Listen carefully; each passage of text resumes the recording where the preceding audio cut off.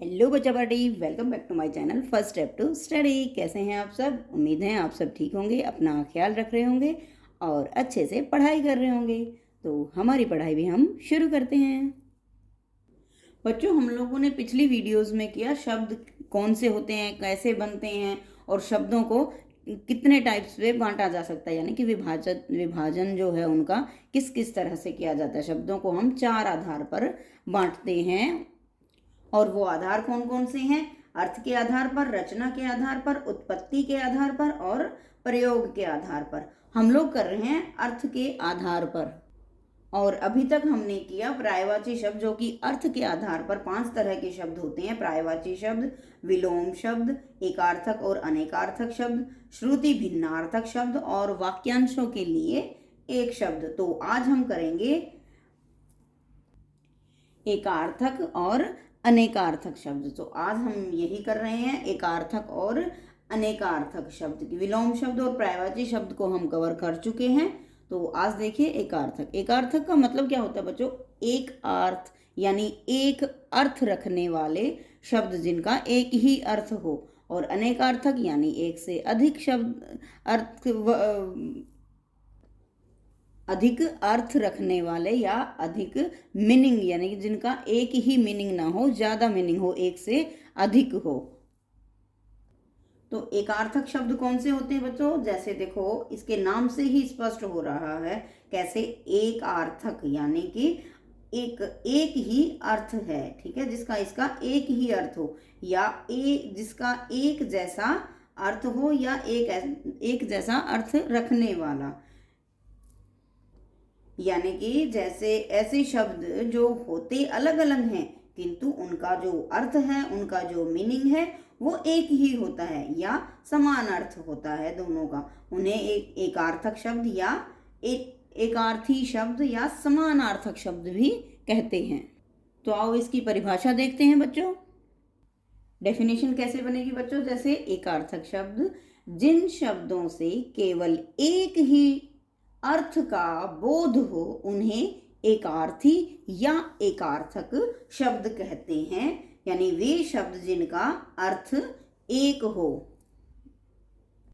जैसे एग्जाम्पल देखिए, पुस्तक। अब जब हम किसी पुस्तक का दिखते हैं हमें सामने, हमारे एक पुस्तक है, तो उसको हम क्या कहेंगे? किताब, पुस्तक ही है ना वो, दूसरा उसका कोई नाम तो नहीं है।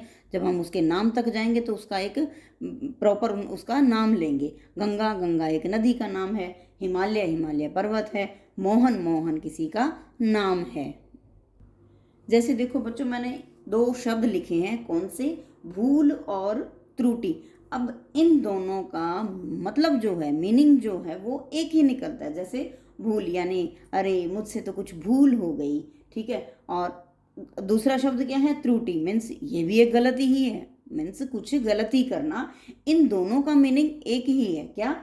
गलती करना। जैसे किसी ने कहा भूल, मुझसे तो कुछ भूल हो गई, और नहीं, आज मुझसे कुछ त्रुटि हो गई।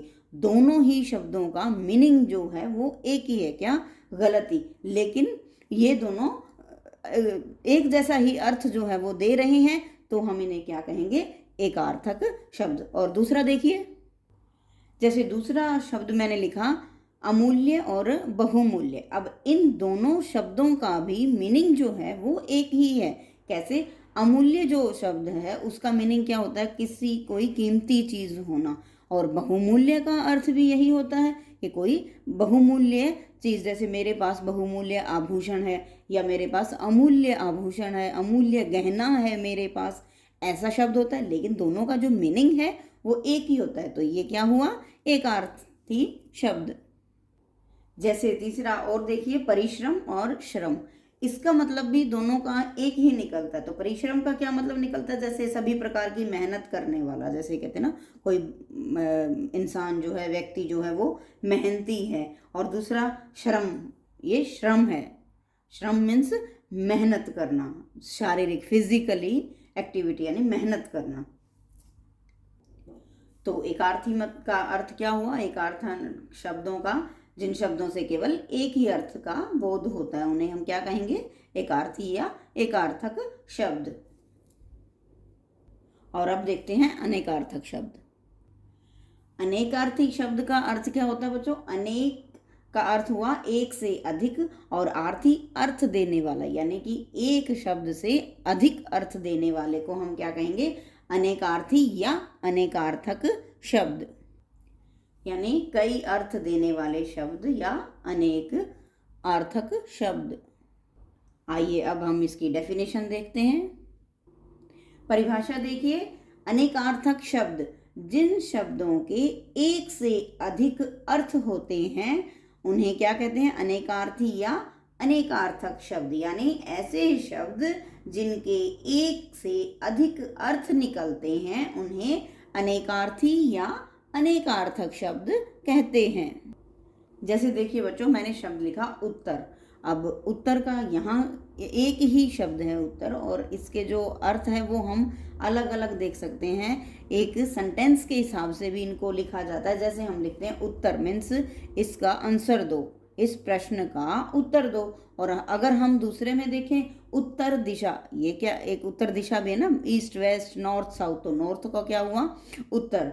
हल मीन्स इस समस्या का हल क्या है वो वाला, यानी सोल्यूशन क्या है, तो वो एक और मीनिंग जो है वो निकलता है। तो उत्तर शब्द जो है वो है अनेकार्थक शब्द, एक ही शब्द के अनेक अर्थ निकलने वाले शब्द अनेकार्थक शब्द।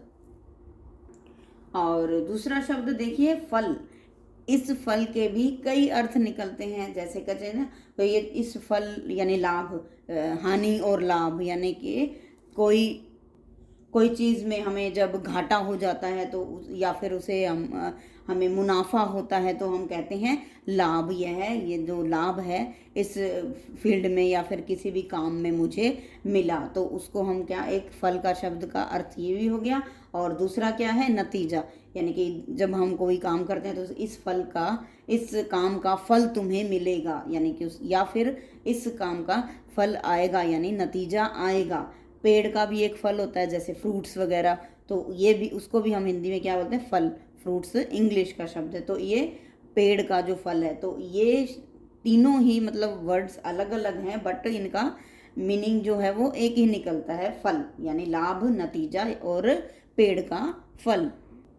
और अगला देखिए काल। काल मीन्स होता है समय, यानी कि टाइम। इस काल को हम एक भूतकाल, भविष्य काल ऐसे भी बोलते हैं। जैसे कभी हमें समय को मेंशन करना हो, यानी कि टाइम को जब हम मेंशन करते हैं तो उसको बोलते हैं कौन से काल में हुआ, यानी कि भूतकाल में हुआ, भविष्य काल में हुआ, या प्रेजेंट यानी जो अभी चल रहा है उसमें हुआ। मृत्यु का मतलब है मौत या डेथ, उसके टाइम को भी हम कहते हैं इसका काल आ गया है, यानी कि इसकी मृत्यु निश्चित है या फिर मृत्यु नज़दीक आ गई है। तो काल का भी एक ये शब्द है, अल्टरनेटिव वर्ड, अनेकार्थक शब्द।